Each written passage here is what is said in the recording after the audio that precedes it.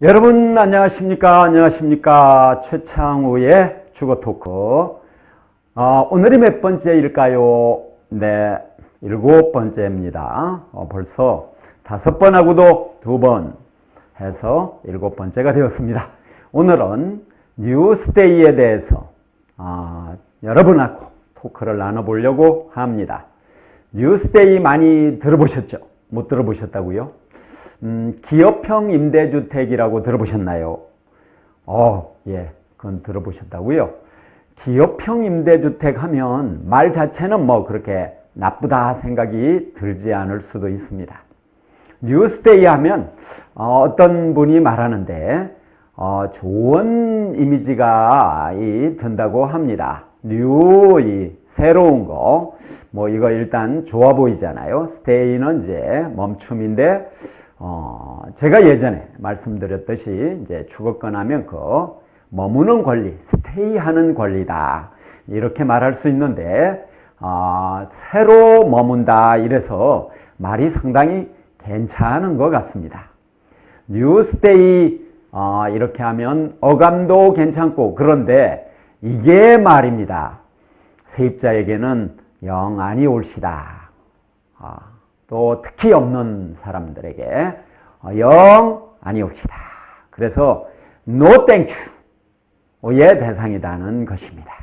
자, 기업형 임대주택, 이걸 왜 처음부터 비판하고 또는 반대하고 들어가는가, 이런 말씀을 먼저 드려보겠습니다.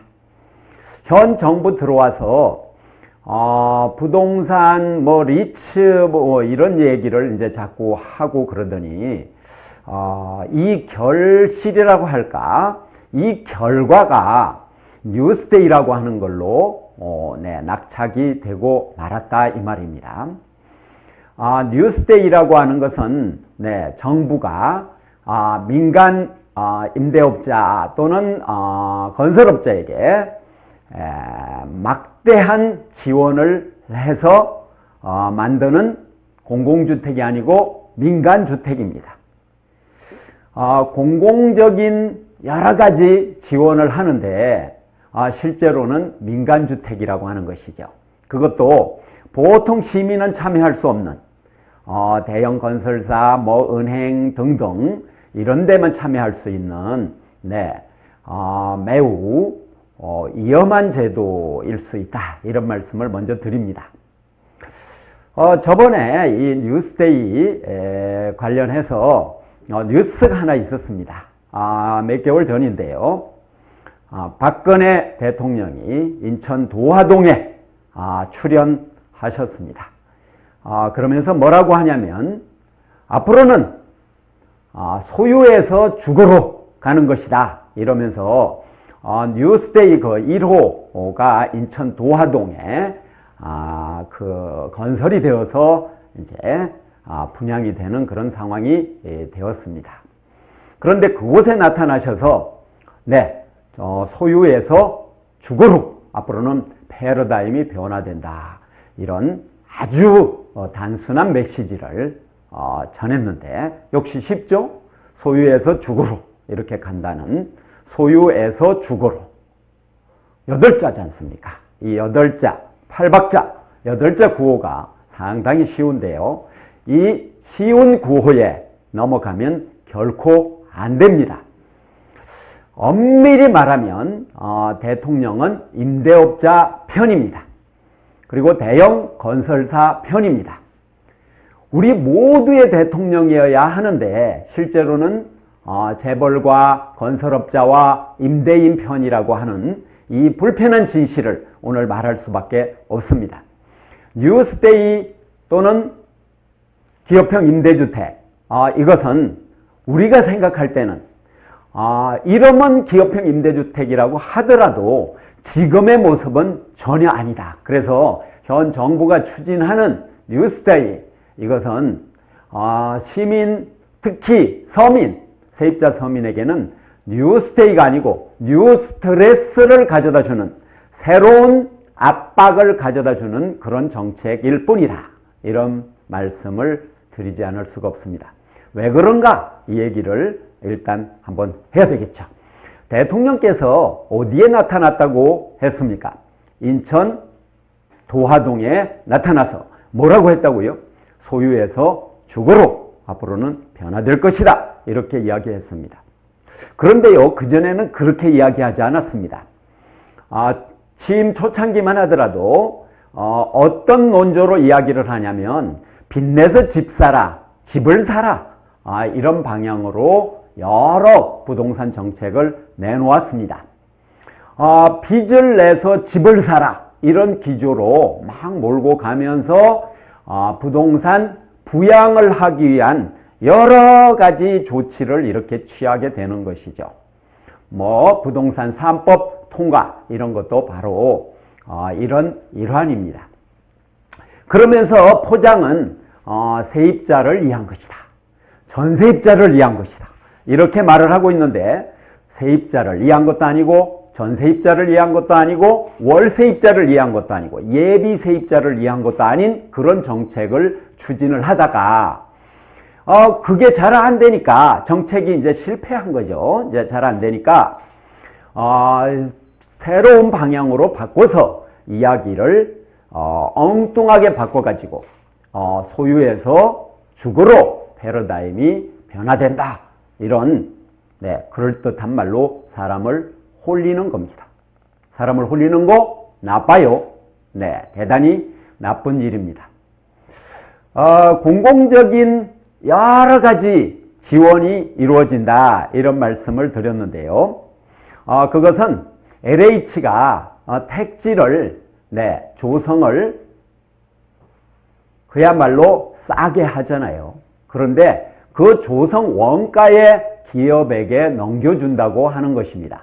이 어마어마한 특혜죠. LH가 커다란 이런 부지를 조성을 할 때는 거기에 사는 원주민, 토지주 이런 사람을 막 내쫓습니다. 적절한 보상을 하고 내쫓는 것도 아닙니다. 시가보다 낮게 주고 내쫓는 경우가 허다합니다. 그리고 세입자도 거기서 당연히 나가야 되는 것이죠. 왜냐하면 살고 있는데 넓게 부지를 조성을 해서 거기에다가 공공주택을 짓겠다 이렇게 했단 말입니다. 그런데 바로 그 부지를 누구에게 넘겨준다고 하는 것입니까? 일종의 부동산 리츠가 됐던 기업형 임대주택 짓는 이 임대업자에게 넘겨준다는 것입니다. 임대업자에게 넘겨주면 그러면 그게 누구 좋겠습니까? 당연히 임대업자에게 혜택이 돌아가는 것이죠. 그렇게 만약에 하더라도 공공성을 명확하게 확보한다면 그러면 많이 넘겨주는 것은 반대하지만 아주 조금 넘겨주는 것 이런 것은 뭐 이야기를 해볼 수도 있습니다. 우선 저소득층 무주택자 중에도 소득 분위 전체 분위의 밑에 3분의 1 또는 40% 또는 50%까지 되는 이 사람들에게 주거 대안을 내놓는다는 전제 하에서 그렇습니다.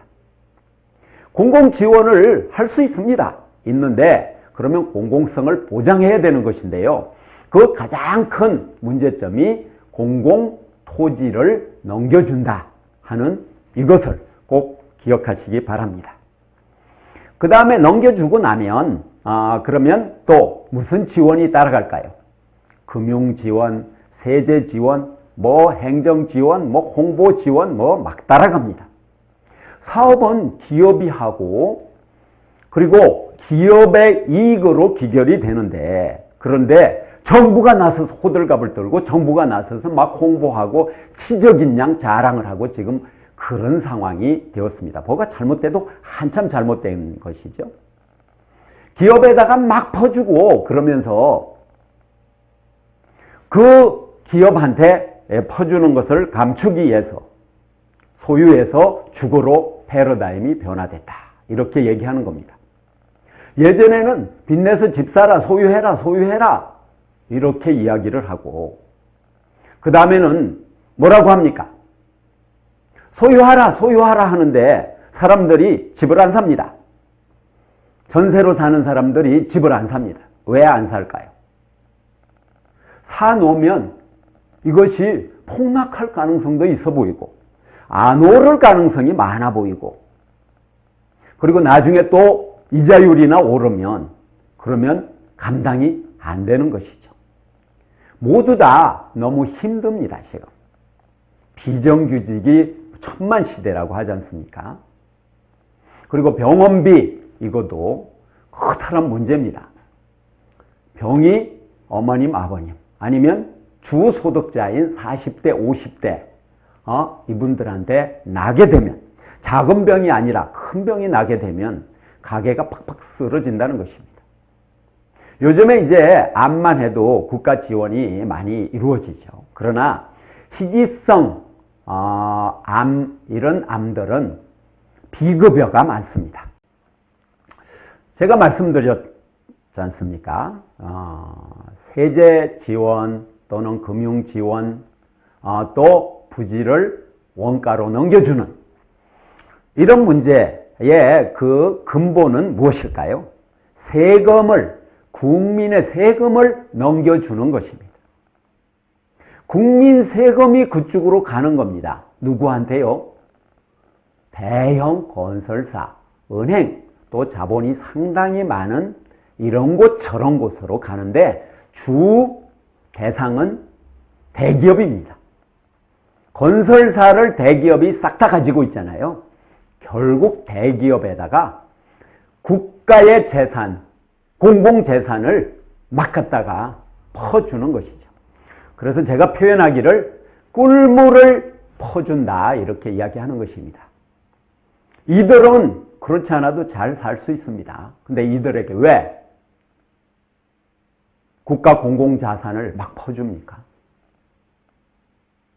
그렇게 하면 그 결과가 무엇이라고 생각하십니까?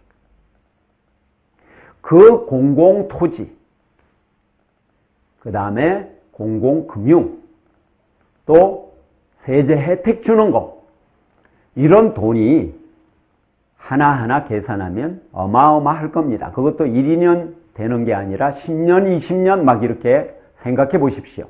그게 얼마나 많겠습니까?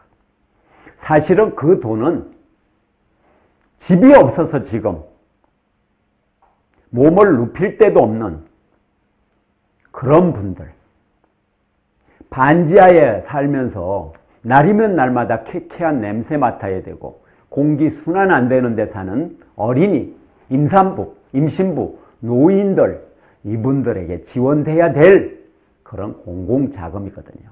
이분들에게 지원하는 건 매우 인색하면서 기업에게는 막 이렇게 퍼주는 것입니다. 그러니까 이것은 기업 친화적인 정부, 이것을 넘어서 그냥 그 기업의 정부라고 말할 수 있고 대기업의 정부라고 말할 수 있는 전형적인 예가 바로 뉴스테이 그리고 기업형 임대주택 바로 이 사업이라고 하는 것입니다. 그러면 이렇게 퍼줬으면 그 다음에 공공성을 또 담보하는 최소한의 방법이라도 있어야 되는데 자기들은 이렇게 말합니다. 그 최소한의 방법이 전월세 이제 일종의 상한제로 5%를 적용하고 그 다음에 8년 동안 살게 하겠다는 것입니다. 그러면 5%씩 매년 이렇게 올라 보세요. 그러면 8년 동안 오르면 100원에 들어갔다 그러면 8년 후에 140원이 되는 것입니다. 이 5%가 얼마나 지금 셉니까 사실은. 근데 그 두 가지를 말하면서 공공성이 있다라고 말하는데요. 이전에 공공주택, 이 공공주택 보급할 때는 엄격하게 여러 가지 제한이 있습니다. 공공성을 허물지 못하게 하는 안전벨트, 안전장치가 있는 것이죠. 우리가 차를 타고 이곳저곳을 갈 때 안전벨트를 매지 않습니까? 저는 집에서 버스도 안전벨트를 매야 되는 거 아니냐 이런 얘기를 했다가 아내한테 그걸 누가 다 매겠냐 이런 핀잔을 듣긴 했습니다만 우리 동네 이런 일이 있었어요. 이 버스가 직진을 하다가 우회전을 쫙 해야 되는데 안 하고 그냥 막바로 가버린 겁니다. 그렇게 돼가지고 그 펜스를 철제로 설치했는데 그거 넘어가가지고 그 밑에 조그만 강이 있는데 거기로 곤두박질 쳤습니다. 그런 때에 생각해 보십시오. 안전벨트를 맸다 그러면 내가 훨씬 다르지 않겠습니까? 공공주택에 있어서 안전벨트라고 할 수 있는 여러 가지 규정, 이것은 정부가 그렇게도 추진하는 규제 철폐의 대상, 이런 문제가 아닙니다. 안전벨트의 문제고, 우리의 생명을 담보하는 바로 그런 문제라고 할 수 있습니다. 안전벨트를 빼라 이렇게 얘기하면 안 되잖아요.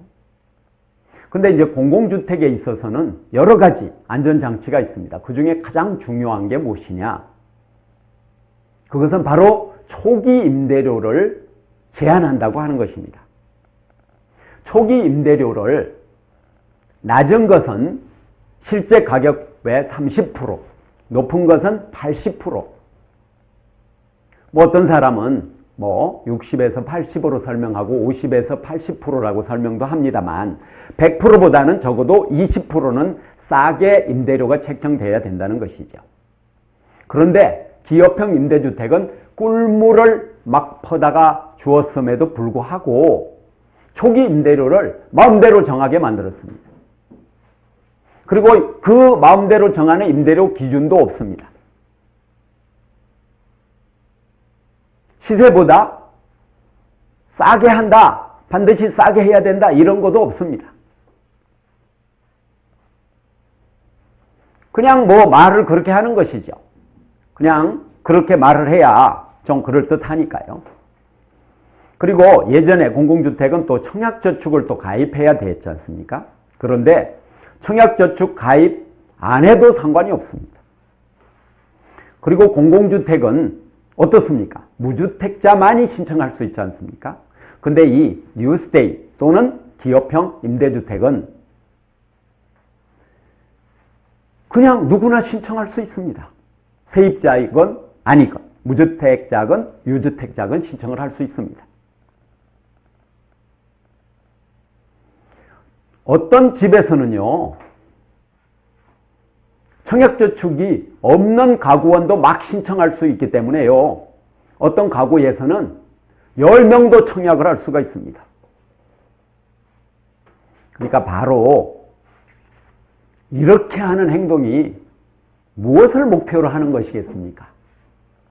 뉴스테이 청약률을 엄청나게 이렇게 높여서 인기가 엄청나게 있구나, 이런 걸 보여주려고 하는 것이기도 하고, 그러면서 자기들의 그 개똥 철학, 모든 규제는 나쁘다, 이런 자기네 철학을 우리한테 강요하는 것인데, 그 개똥 철학이 지네끼리 하는 개똥 철학이면 상관이 없는데, 모든 규제는 나쁘다 이러면서 주거 관련, 공공주택 관련 이런 규제도 다 풀어버리면 그러면 그게 누구 좋겠습니까? 그것은 결국 기업들 좋은 것입니다. 힘센 놈한테 좋은 것이고, 정부도 힘센 존재잖아요. 어마어마하게 힘센 존재잖아요. 세금을 400조를 자기네 마음대로 하는, 물론 마음대로는 아니겠지만 주물럭거린다고 표현하겠습니다. 얼마나 힘이 셉니까? 국가기관 다 주물럭주물럭 하는데요. 주물럭주물럭입니까? 네. 얼마나 힘이 셉니까? 이 힘센 존재를 위해서, 그리고 대기업을 위해서 이런 짓거리를 한다고 하는 게 제 생각입니다. 그리고 또 다른 말씀을 하나 드려보겠습니다. 기업형 임대주택, 이것을 홍보하면서 중산층을 위한 주거정책이다, 이렇게 말을 하고 있습니다. 공공주택, 공공임대주택은 가난한 사람들을 위한 것이고, 기업형 임대주택은 중산층을 위한 것이라는 것입니다. 과연 그럴까요? 중산층을 위한 것이라고 하는데 임대료가 막 100만 원 이렇게 합니까? 이 방송을, 이 토크를 들으시는, 이 방송을 보시는 분 한번 생각해 보십시오. 지금 얼마의 임대료를 내고 계십니까? 전세를 살고 계십니까? 그렇다면 임대료를 현재는 내고 있지 않으시죠. 물론 그 전세에 은행빚이 포함되거나 사채가 포함되어 있다면 그 사채 이자를 내거나 은행 이자를 내게 되면 역시 세입자가 되는 것이죠. 실질적으로는 그 은행 세입자, 사채업자 세입자, 뭐 결국 이렇게 되는 것이군요. 근데 이제 그런 분도 계시겠지만 월세를 내는 분은 보면요, 없이 사는 분들, 이런 분들은 20만 원 내는 분도 있고 30만 원 내는 분도 있고 70만 원 내는 분도 있고 이제 이렇습니다. 10만 원 내는 분도 심지어 있는데 집이 말이 아니죠. 없는 사람들은 20, 30만 원, 뭐 10만 원만 더 불어놔도 얼마나 큰 그 삶의 압박입니까? 고통이죠. 그런데 기업형 임대주택 이것을 하는데 100만 원 월세가 이렇게 나갑니다. 그러면 어떤 분은 반론을 제기할 것입니다.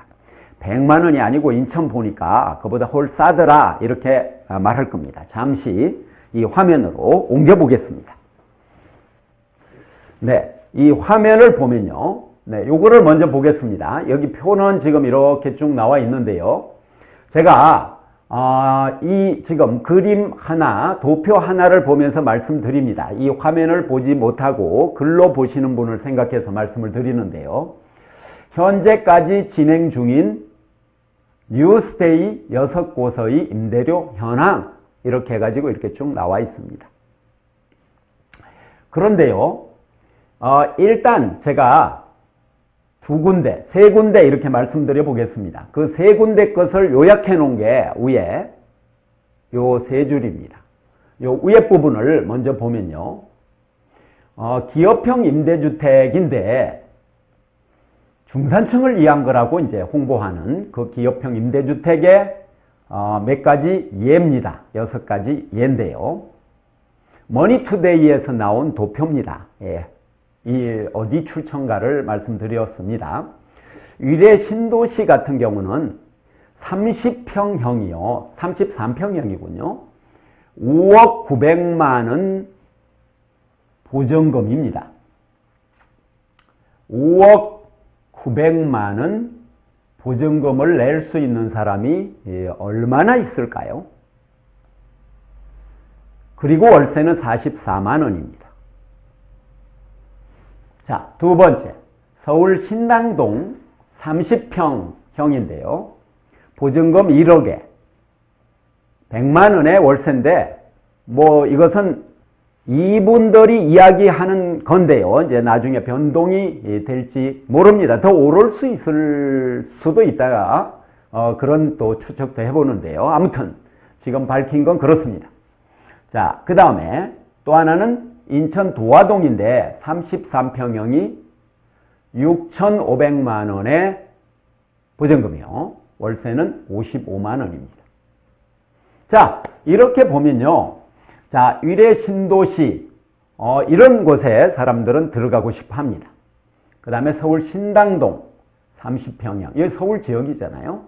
그리고 인천 도화동 인천만 해도요. 좀 더 많이 쌉니다. 서울보다 대도시보다 좀 더 쌀 수 있습니다. 더 큰 대도시보다요. 그런데 이 세 가지 경우에 예를 들었는데 박 대통령이 바로 간 곳은 요 세 번째입니다. 그리고 평수가 이 도화동에 좀 더 이 작은 것은 그거보다 이제 좀 더 작은 것은 5천에 43만 원으로 또 되어 있습니다.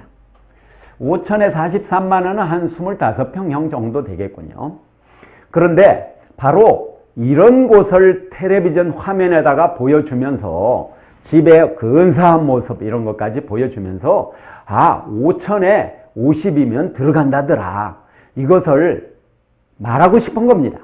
그러면서 소유해서 뭐라고 합니까? 주거로 이제 바뀌었다. 이렇게 얘기하는 겁니다. 그러면 우리 모두 들어갈 수 있겠다. 이런 생각이 든다는 것이죠. 바로 중산층을 위한 거다 하는 어필을 하는 게 목적입니다. 왜 1회 신도시 이런 곳은 말하지 않습니까? 서울 신당동은 왜 말하지 않습니까? 서울이 인구가 얼마입니까? 1000만입니다. 이 1000만인데 대도시만 따로 또 떼어서 본다면 전체 인구의 거의 반 가까이 아마 될 것입니다. 근데 그런 곳 이야기는 하지 않고 인천 그 도화동 이야기를 하면서 중산층을 위한 주거 이런 대안이 나왔다. 막 이렇게 얘기하는 겁니다. 근데 여러분 보다시피 보증금이 5억, 막 1억 이렇게 있어야 되고 월세가 또 뭐 100만 원, 또 100 뭐 10만 원 뭐 이런 경우도 있습니다. 이렇게 나온다면 감당하실 수 있겠습니까? 여러분 중산층이라고 생각하시는 분 여기 계시면 이게 과연 중산층이 감당할 만한 것인가? 그렇게 우리가 물어봐야 됩니다. 근데요, 중산층을 위한 주거 대책이 아니고요, 세입자 중에도 거의 최상층을 위한, 세입자를 5칸으로 나누면 맨 2칸을 위한 대안이라고 저는 생각을 합니다. 1분위부터 10분위까지 세입자를 구분한다면 맨 위의 20%를 위한 대안이다. 근데 자기들끼리 저렇게 기업이 지으면 상관이 없습니다. 근데 정부가 땅 퍼주고 돈 퍼주고 세금 받아야 될 거 면제해줘서 세금 퍼주고 또 다른 이런저런 행정적인 지원을 해주고 그러면서 홍보는 어떻게 합니까? 중산층을 위한 주거대책이다 이러는데 지금 보니까 아니죠? 여러분 중에 저런 주택에 들어갈 수 있습니까? 1억에 100만 원. 서울 시민 중에 그런 분이 얼마나 있겠습니까? 뉴스데이 이것을 제가 뉴 스트레스 정책이다 이랬는데요. 어떤 분은 뉴 스트레이 정책이다 또 이렇게 하더라고요. 스트레이가 영어로 이 막 길을 잃은 이런 말이거든요. 그러니까 새롭게 길을 잃은 그런 주택이라고 이제 이야기도 하는데요. 사실은 우리가 이런 이야기를 하는 거는 막 복잡한 얘기를 우리가 알자고 하는 게 아닙니다. 큰 흐름이 어떠냐, 본질이 무엇이냐, 우리가 이것을 이야기해 봐야 되는 것이죠.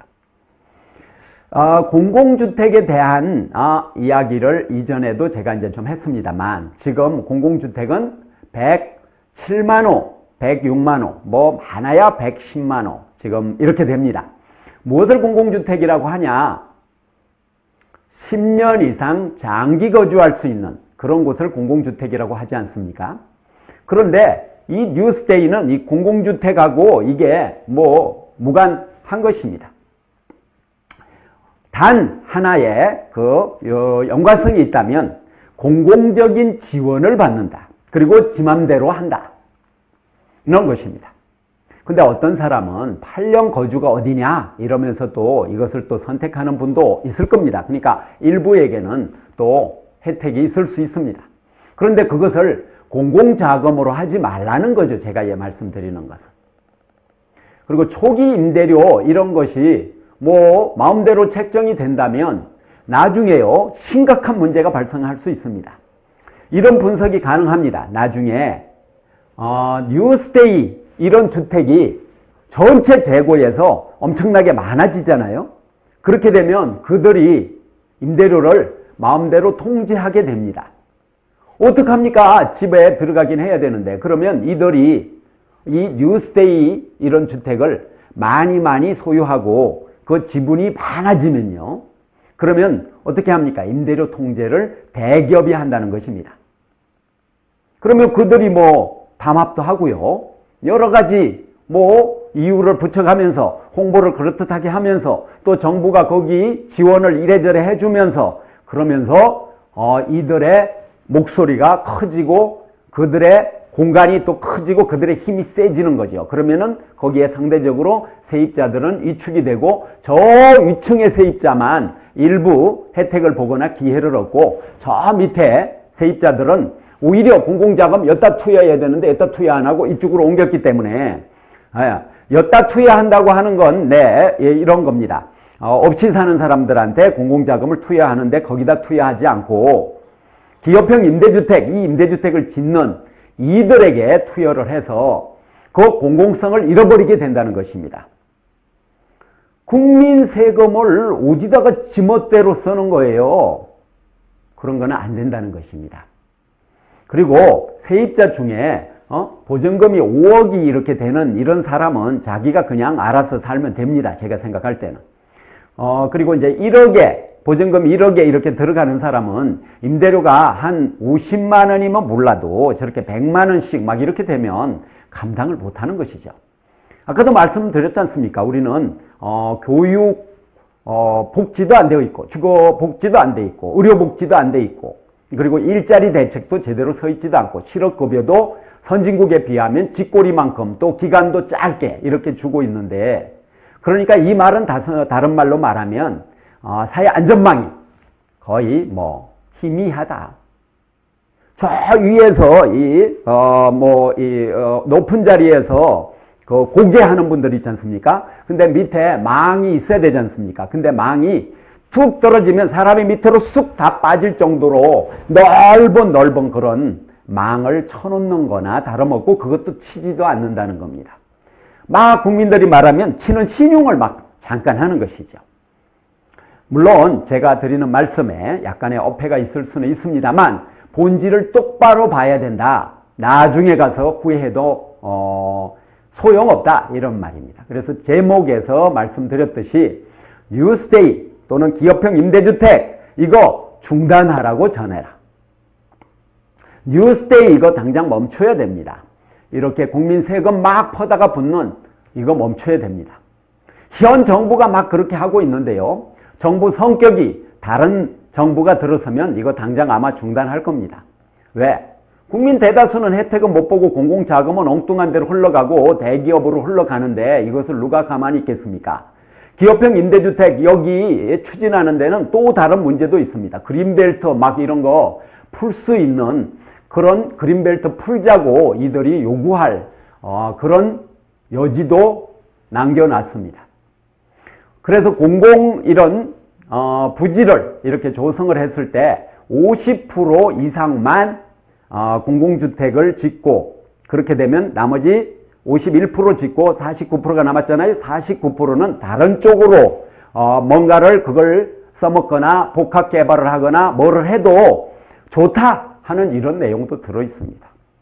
정말로 무섭고 황당한 이런 법인데 이것이 사실은 국민에게 거의 알려져 있지 않고 너무나 좋은 거다. 뭐 이렇게 되어 있습니다. 지난해요. 서민주거복지특위에서 유일하게 한 게 하나 있습니다. 그것은 주거기본법이 이제 통과됐는데요. 그 주거기본법에 민간 임대주택에 대해서 지원하는 그런 내용이 명확하게 들어가 있습니다. 그러니까 그런 의미에서 보면 주거기본법 이것이 악법적인 요소를 가지고 있는 것이죠. 민간 임대주택에 대해서 지원을 하면 거기 단서조항이 들어가야 됩니다. 지원했다고 하면 공공성을 명확히 확보할 것 이렇게 되어 있어야 되는데 이것은 뭐 이것저것 다 허물고 그 8년 조항 그리고 5% 조항 5%도 그 무지 높다 그랬죠. 지금 물가가 작년에 소비자 물가 0.7% 올랐습니다. 그 전년도 1% 올랐고 그 전년도도 1% 올랐습니다. 그러면은 3년 동안 2.7% 올랐는데 이거 5%씩 계속 올린다고 해보세요. 그러면 15% 올라가잖아요. 2.7 대 15% 비율이 얼마 차이 나는 겁니까? 5배, 6배 이렇게 되는군요. 기업형 임대주택이라고 해서 말이 그럴듯한데요. 이거 완전히 근본적으로 재검토를 해야 되고 지금 이런 상황으로 가는 거, 이런 내용으로 가는 것은 당장 멈춰야 되고 많은 세입자들, 주거권을 바라는 사람들은 목소리를 내야 됩니다. 목소리 내는 방법은 뭐라고 했습니까? 댓글 달기. 국정원이 지난 대선 때 그거 해가지고 엄청나게 자기네 효과 봤죠? 예, 댓글 달기 이거를 하고 또 하나는 뭐를 합니까? 전화하기. 전화번호 그냥 찾으면 되잖아요. 뭐 114로 찾으면 네, 전화 요금이 조금 추가되지만 바로 연결도 하지 않습니까?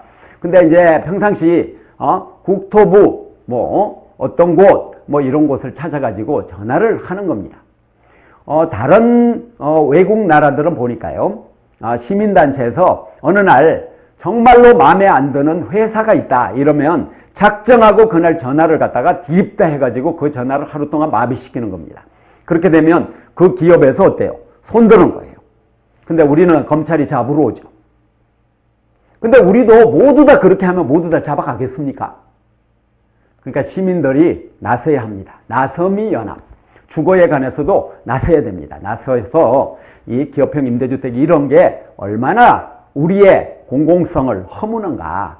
공공성 보장 안전벨트를 풀게 만드는가. 그리고 안전벨트를 자르게 만드는가. 이것을 우리가 정확하게 봐야 한다는 것입니다. 좀 낯선 개념일 수도 있었는데요. 뉴스데이 하면 이미지가 좋다고 아까 말씀드렸잖아요. 근데 그게 뉴타운 하면 이미지 초기에 좋았던 거나 마찬가지입니다. 뉴타운, 타운 좋잖아요. 뉴 좋잖아요. 우리나라 사람들이 또 이런 말은 좀 그렇습니다만 뉴 이런 것도 좋아한다는 네, 그런 게 또 있잖아요. 그런 것을 거꾸로 역이용하는 겁니다. 그리고 한글보다는 영어가 또 그럴듯하다 해서 이것도 사대주의 그런 근성인데 이런 걸 이용하는 것이죠. 자기들이 또 그런 사고를 갖고 있기도 하고요. 그래서 뉴스데이라는 이름에 현혹되지 말고 누가? 당사자들이 물론 현혹되겠습니까? 하지만 그럴 염려가 많이 있고 알려져 있지 않기 때문에 정말로 문제다.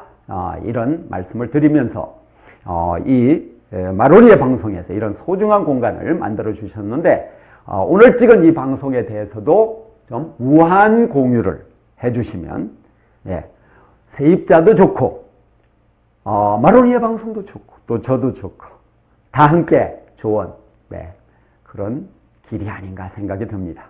뉴스데이에 대해서 오늘은 말씀을 드렸는데 이 다음에는 임대차 보호법에 대해서 한 가지 말씀을 드려보겠습니다. 그 묵시적 갱신에 대한 문제인데요. 임대차 보호법에 설명해야 될 여러 가지 또는 알아야 될 여러 가지가 있습니다. 제가 임대차 보호법은 뭐라고 했습니까? 제가 이렇게 말씀드렸죠. 임대차 보호법은 주거권 파괴법이다. 이렇게 말씀드렸죠. 그 다음에 임차인, 세입자 보호법이 아니라 임대인 보호법이다. 이렇게 말씀을 드렸죠. 하지만 임대차 보호법에 또 의미 있는 조항이 없는 게 아닙니다. 그거에 대해서 명확히 알아야 부실한 임대차 보호법이지만 그 법의 권능을 우리도 이용할 수 있고 의지할 수 있다 이런 생각도 듭니다. 그래서 이 다음에는 임대차 보호법에 대해서 생각해 보기로 하고 오늘 기업형 임대주택 이거에 대해서 공부했는데 어떠셨습니까? 혹시라도 여러분이 말씀해 주시고 싶으면 전화로 연락을 주시면 감사하겠습니다. 자막이 아마 들어갈 거로 생각이 듭니다. 오늘은 여기까지 말씀드리겠습니다. 자, 이 빠이빠이입니다. 감사합니다.